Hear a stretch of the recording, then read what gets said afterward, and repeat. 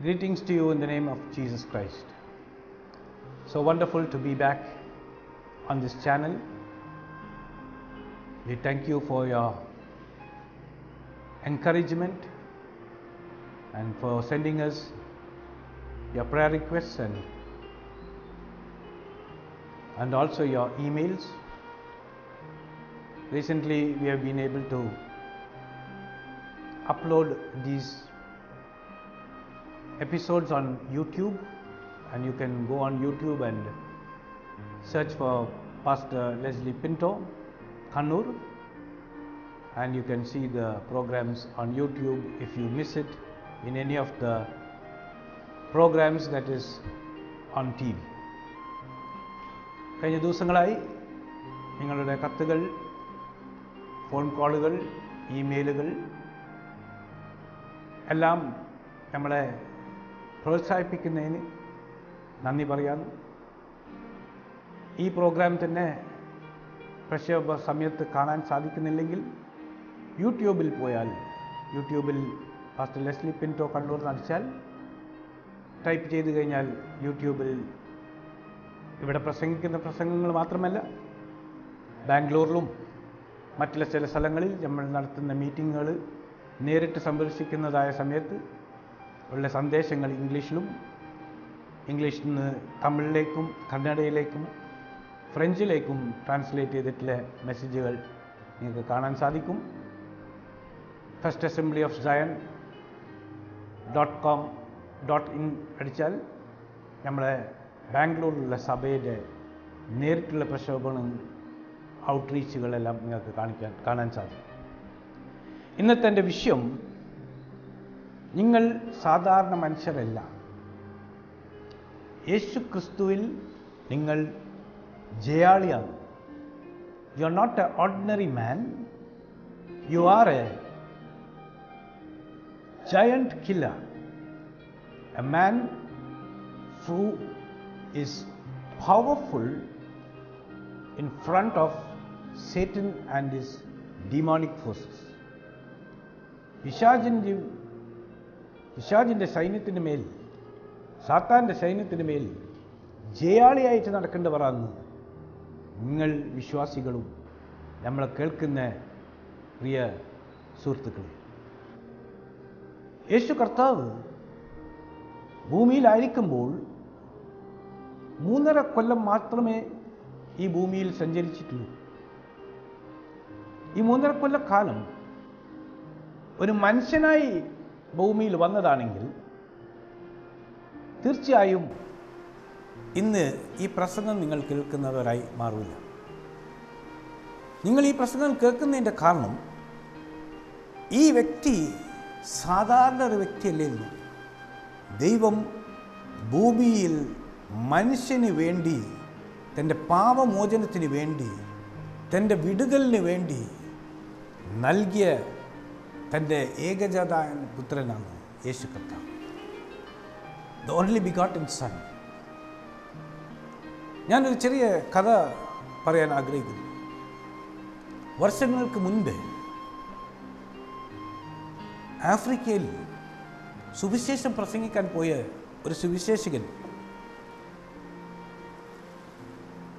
അവിടെയുള്ള ജനങ്ങളോട് ഞാൻ എങ്ങനെ ഈ യേശുവിനെ അവതരിപ്പിക്കുമെന്ന് ചിന്തിച്ചപ്പോൾ, പ്രസംഗിച്ചാൽ അവർ ഇതുവരെ കേൾക്കാത്തൊരു വ്യക്തി, അറിയാത്തൊരു സത്യം, എങ്ങനെ ദൈവം മനുഷ്യനോട് കരുണ കാണിച്ച് തൻ്റെ ഏകജാതനായ പുത്രനെ അയച്ചുവെന്ന് വിവരിക്കാൻ ശ്രമിക്കുമ്പോഴായിരുന്നു പുള്ളി നിന്ന് പ്രസംഗിക്കാൻ ആരംഭിച്ച സ്ഥലത്ത് കുറച്ച് അകലമായി കണ്ടു ഒരു വലിയ ഉറുമ്പിൻ്റെ ഒരു കൂട്. ആ ഉറുമ്പിൻ്റെ കൂടിങ്ങനെ കണ്ടുകൊണ്ടിരിക്കെ വ്യക്തിയുടെ മനസ്സിൽ ഒന്നേ വന്നുള്ളൂ, കുറച്ച് അകലെ ആയിട്ട് ഒരു റോഡ് പണിഞ്ഞുകൊണ്ടിരിക്കുക. ആ റോഡ് പണിഞ്ഞുകൊണ്ടിരിക്കുന്ന ആ റോട്ടിൽ ഒരു ബുൾഡോസർ കടന്നു വന്നുകൊണ്ടിരിക്കുകയാണ് ഈ സ്ഥലം മുഴുവൻ ഒന്ന് നികത്തി അവിടെ റോഡ് പണിയാൻ. ഈ പ്രാസംഗികൻ നോക്കി നിൽക്കെ ആ ഉറുമ്പുകളോട് ഇനി ഈ നിമിഷം എന്താ സംഭവിക്കാൻ പോകുന്നത് അവർ അറിയുന്നില്ല. കാരണം അവരവരുടെ ലക്ഷ്യത്തോടു കൂടിയും അവരുടെ ജീവിതത്തിൽ അവർക്കോട് ആരും വിളിച്ചു പറയാനില്ലാത്തത് കൊണ്ട് അവർ മരണത്തെ മുഖാമുഖം കാണാൻ പോകുന്നത് ഈ വ്യക്തി കണ്ടുകൊണ്ട് മനസ്സിൽ ഒന്ന് ആലോചിച്ചു, ഞാനൊരു ഉറുമ്പായി തീർന്നു പോയെങ്കിൽ ആ ഉറുമ്പുകളോട് പോയിട്ട് ഞാനും ചേർന്ന് അവരോട് പറയാൻ സാധിക്കുമായിരുന്നു, ആപത്ത് വരുന്നു, ഇവിടെ നിന്ന് മാറിപ്പോകുക. കാരണം നിൻ്റെ നേരെ ഇവിടെ പണിയാൻ പോകുന്ന റോഡിന് ബുൾഡോസർ മണ്ണ് നീക്കിക്കൊണ്ടിരിക്കുകയെന്ന്, നിൻ്റെ കൂടാരവും എല്ലാം നിങ്ങളെ വംശത്തിലുള്ള അനേകർ ഇന്ന് നശിക്കാൻ പോവുകയാണ്. ഈ ഒരു സന്ദേശം പറഞ്ഞുകൊണ്ട് ഞാൻ ആരംഭിക്കട്ടെ. യേശു കർത്താവ് ദൈവത്തിൻ്റെ പുത്രനെ ദൈവം പറഞ്ഞയച്ചത്, മനുഷ്യനായി പറഞ്ഞയച്ചത് ഈ ഒരു സന്ദേശവുമായിട്ടാണ്. അവൻ മറ്റുള്ള ഏത് മാർഗത്തിൽ കൂടെ കടന്നു വന്നിട്ടുണ്ടെങ്കിൽ ചിലപ്പോൾ നിങ്ങൾ വിശ്വസിക്കൂലായിരുന്നു.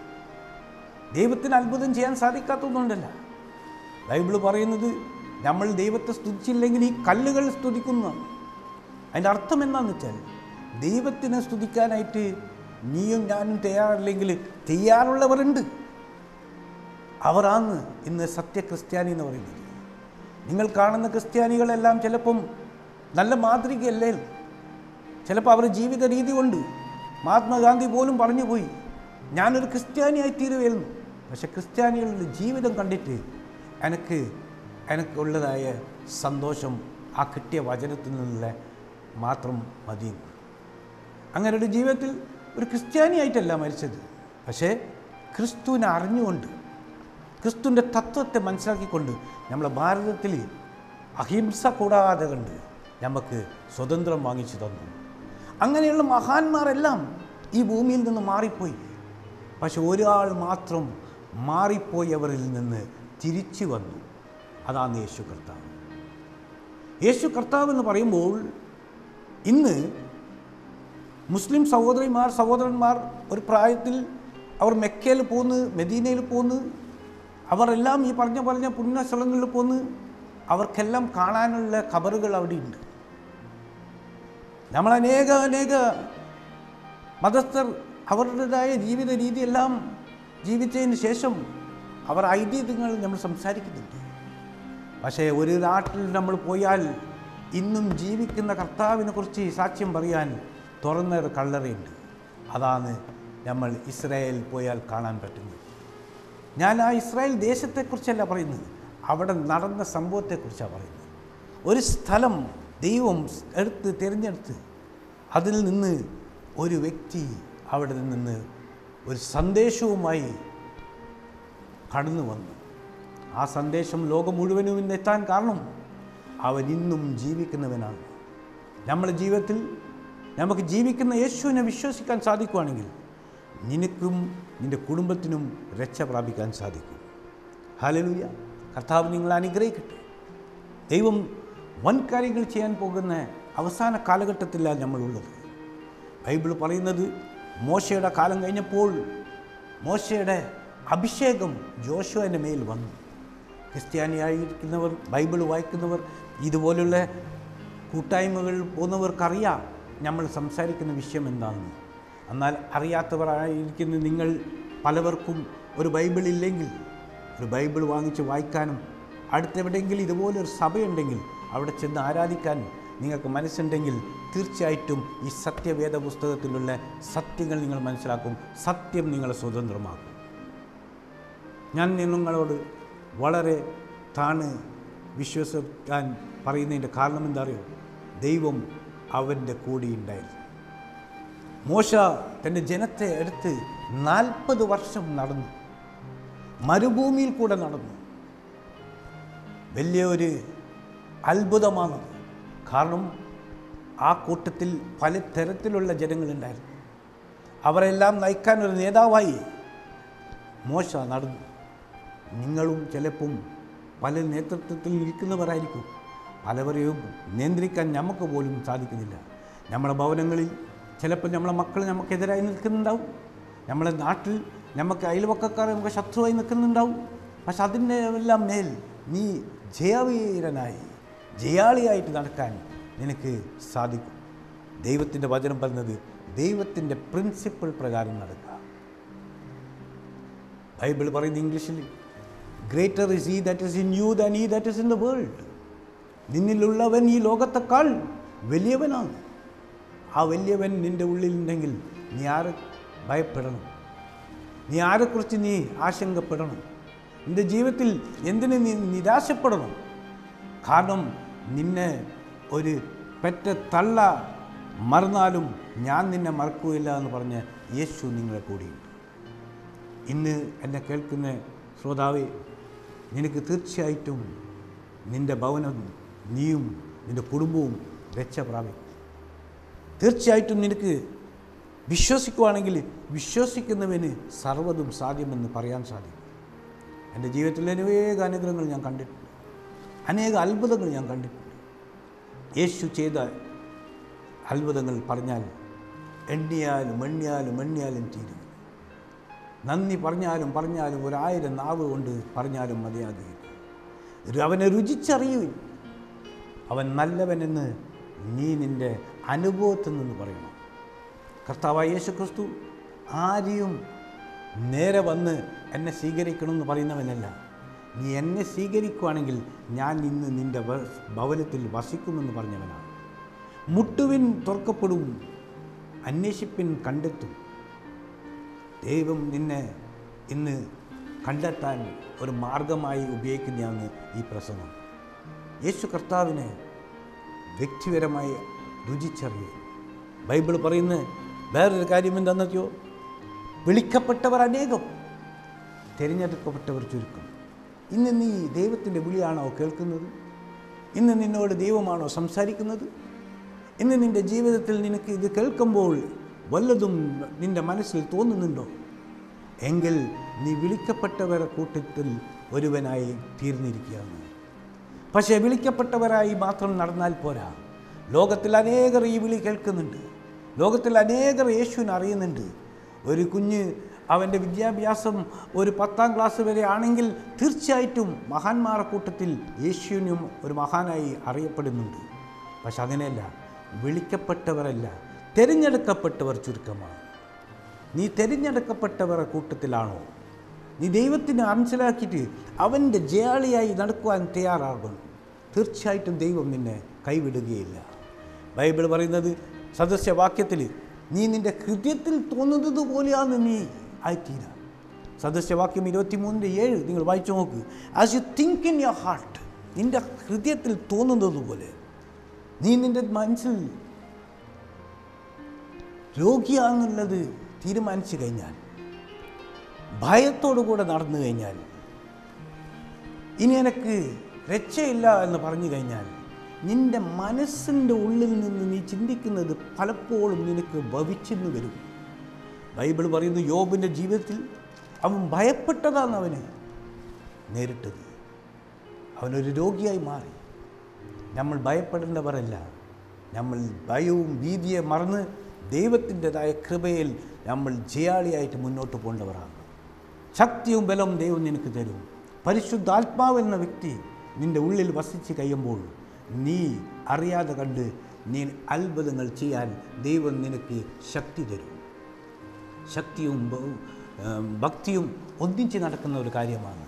ഒരു ഭക്തന് അവൻ്റെ വചനപ്രകാരം പറയുന്നത്, രോഗികളുടെ മേൽ കൈവച്ച് പ്രാർത്ഥിച്ചു കഴിഞ്ഞാൽ അവന് സൗഖ്യം വന്നിരിക്കും. ഹല്ലേലൂയ! കർത്താവ് നിന്നെ അതുപോലൊരു ജയാളിയാക്കി മാറുവാൻ ആഗ്രഹിക്കുന്നുണ്ട്. ഇന്ന് പകൽ യേശു കർത്താവ് നിൻ്റെ ഭവനത്തിൽ സന്തോഷം കൊണ്ടുവരാൻ ആഗ്രഹിക്കുന്നുണ്ട്, സമാധാനം കൊണ്ടുവരാൻ ആഗ്രഹിക്കുന്നുണ്ട്.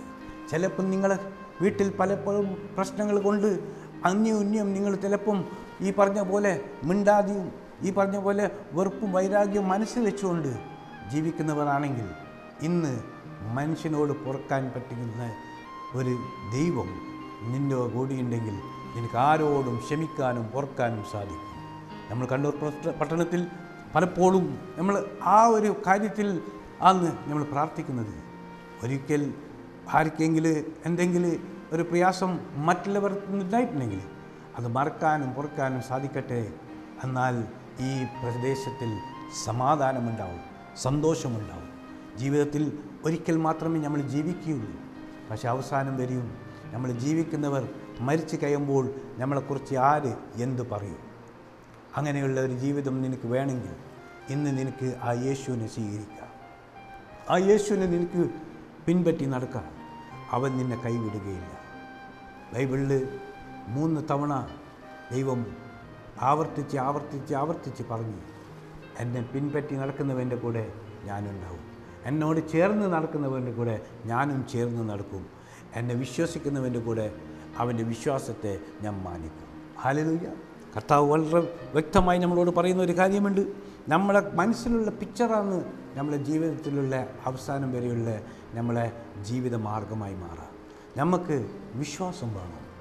വിശ്വാസം മാത്രം പോരാ, ഭക്തിയും ഭയവും വേണം. എന്നെ കാണുന്നൊരു ദൈവമുണ്ട്, എന്നെ നടത്തുന്നൊരു ദൈവമുണ്ട്, എന്നെ ആശീർവദിക്കാൻ അവൻ എൻ്റെ കൂടെയുണ്ട്. നിൻ്റെ ഭവനത്തിൽ ഇന്നു മുതൽ സന്തോഷമുണ്ടാവട്ടെ, സമാധാനമുണ്ടാവട്ടെ, സമൃദ്ധി ഉണ്ടാവട്ടെ, സംതൃപ്തി ഉണ്ടാവട്ടെ. കാരണം നിൻ്റെ ഉള്ളിലുള്ളവൻ ഈ ലോകത്തെക്കാൾ വലിയവനാണ്. അവൻ നിൻ്റെ വീട്ടിൽ വരുമ്പോൾ ചിലപ്പം ഒരു അതിഥിയായിട്ടല്ല വരാം. അവൻ നിൻ്റെ വീട്ടിൽ വരുമ്പോൾ നിൻ്റെ കൂടെ വസിക്കുന്ന നിൻ്റെ ഒരു ബന്ധുവും മിത്രൻ അങ്ങനെ ഉള്ളവനായി വരാം. ഹല്ലേലൂയ. ദൈവം നിൻ്റെ കൂടെ നടക്കുവാൻ ഒരിക്കൽ കൂടെ ദൈവം നിൻ്റെ അനുഗ്രഹിക്കാൻ ഞാൻ പ്രാർത്ഥിക്കാൻ പോകുകയാണ്. കർത്താവ് തീർച്ചയായിട്ടും അടുത്ത ദിവസങ്ങളിൽ നിൻ്റെ വീട്ടിൽ നല്ല അനുഗ്രഹങ്ങൾ തരും. ഞാൻ എൻ്റെ അനുഭവത്തിൽ നിന്ന് പറയാമെന്ന്, എന്നെ യേശു വിളിച്ച ആ നാൾ മുതൽ ഇന്ന് വരെയും മാത്രമല്ല, ഞാൻ കണ്ട അനേകർ യേശുവിൻ്റെ കൂടെ നടക്കുന്നവർ, ദൈവത്തിൻ്റെ ദാസിമാർ, അനേക ദൈവ വചനം പ്രസംഗിക്കുന്ന ദൈവത്തിൻ്റെ ശുശ്രൂഷകന്മാർ, അവരാരെയും ദൈവം കൈവിട്ടിട്ടില്ല. അവർ ദൈവത്തെ ചിലപ്പം കൈവിട്ട് കാണും, അവർ ദൈവത്തെ മറന്നു കാണും, പക്ഷെ അവൻ ഒരിക്കലും നിന്നെ മറക്കൂല. എന്ന് നീ തിരിച്ചു വരാൻ തീരുമാനിക്കുന്നോ, പലവരും ഈ കേൾക്കുന്ന കൂട്ടത്തിൽ പിന്മാറ്റക്കാരാണെങ്കിൽ നിനക്ക് തിരിച്ചു വരാൻ ഇന്ന് ദൈവം നിന്നോട് സംസാരിക്കുന്നു. കർത്താവ് നിന്നെ വീണ്ടും വിളിക്കുകയാണ്. കാരണം ദൈവത്തിൻ്റെ കൃപ എന്നും മാറാത്ത കൃപയാണ്. യേശു നിനക്ക് വേണ്ടി വൻ കാര്യങ്ങൾ ചെയ്യാൻ ആഗ്രഹിക്കുന്നത്. നീ ഒന്ന് തിരികെ വന്നാൽ മതി. നീ ഒന്ന് ഒരിക്കൽ കൂടെ അവൻ്റെ കഴുതങ്ങളിലേക്ക് നിന്നെ തന്നെ ഏൽപ്പിച്ചു. അവന് മാറോട് നിന്നെ ചേർത്ത് അവൻ നിന്നെ കൈവിടുകയില്ല, അവൻ നിന്നെ ഉപേക്ഷിക്കുകയില്ല, അവൻ നിന്നെ സ്നേഹിക്കും, നിന്നെ ഒരിക്കൽ കൂടെ വീണ്ടെടുത്ത് നിന്നെ അനുഗ്രഹിക്കും. ബൈബിളിലോട്ട് നമ്മൾ നോക്കിയാൽ ഒന്ന് നമുക്കറിയാം, സേറ്റൻ അതായത് പിശാച് തന്ത്രസ്ഥനാണ്. ഇന്നെടുക്കേണ്ട തീരുമാനം നാളെ എടുക്കാം. ഇന്നെടുക്കേണ്ടത് ആ തീരുമാനം എൻ്റെ മകളുടെ കല്യാണം കഴിയട്ടെ. ഇന്നെടുക്കേണ്ട ഒരു തീരുമാനം ഞാൻ ഒന്ന് സന്തോഷിക്കട്ടെ. കഴിഞ്ഞ ദിവസങ്ങളിൽ അനേക സ്ഥലങ്ങളിൽ ദുർമരണങ്ങൾ സംഭവിക്കുന്നത് നമ്മൾ കണ്ടിട്ടുണ്ട്, കേട്ടിട്ടുണ്ട്. നമ്മൾ അറിയുന്ന സുഹൃത്തുക്കളിൽ പലവരും ദൈവം അവരെ കൊണ്ടുപോയതല്ല, ദൈവം അവരെ കൊണ്ടുപോകാൻ ആഗ്രഹിച്ചവരുമല്ല. പക്ഷേ പിശാച്, ഈ പ്രസംഗം ഞാൻ ചെയ്യുമ്പോൾ തന്നെ പിശാചിന് വളരെ ഈ പറഞ്ഞ പോലെ സന്തോഷമുള്ള കാര്യമല്ല.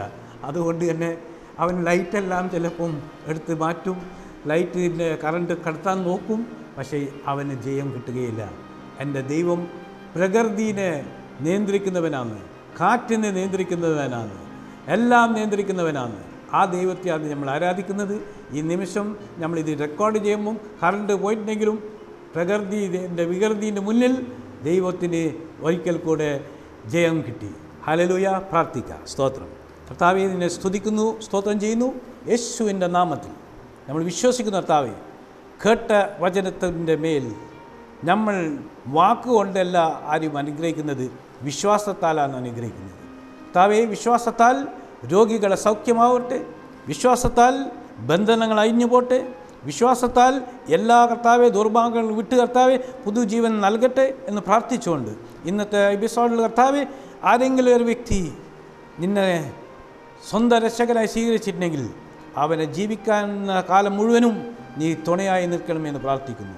ഒരിക്കൽ കൂടെ കർത്താവെ ഈ കർത്താവെ എപ്പിസോഡിൽ കൂടെ അനേകർക്ക് നിൻ്റെ മാർഗം പറയുവാനും കർത്താവെ അറിയിക്കുവാനും സാധിച്ചതിൽ അടിയനെ അനുഗ്രഹിച്ചതിനും കർത്താവെ സ്തുതിക്കുന്നു. യേശുവിൻ്റെ നാമത്തിൽ തന്നെ എല്ലാ അനുഗ്രഹങ്ങളും നിങ്ങൾക്ക് ലഭിച്ചതിൻ്റെ കൂട്ടത്തിൽ നിങ്ങൾക്ക് നമ്മളെ വിളിക്കുക, സംസാരിക്കുക. വേണ്ടി വന്നാൽ നമ്മൾ ആ വശത്തിൽ കൂടെ കടന്നു പോകുന്നുണ്ടെങ്കിൽ, ആ വേദിയിൽ കൂടെ കടന്നു പോകുന്നുണ്ടെങ്കിൽ നിങ്ങളെ വന്ന് നേരിട്ട് കണ്ട് സംസാരിച്ച് പ്രാർത്ഥിക്കുക. ദൈവം നിങ്ങളെ അനുഗ്രഹിക്കട്ടെ. God bless you in a special way and give you all the grace in Jesus name. Amen.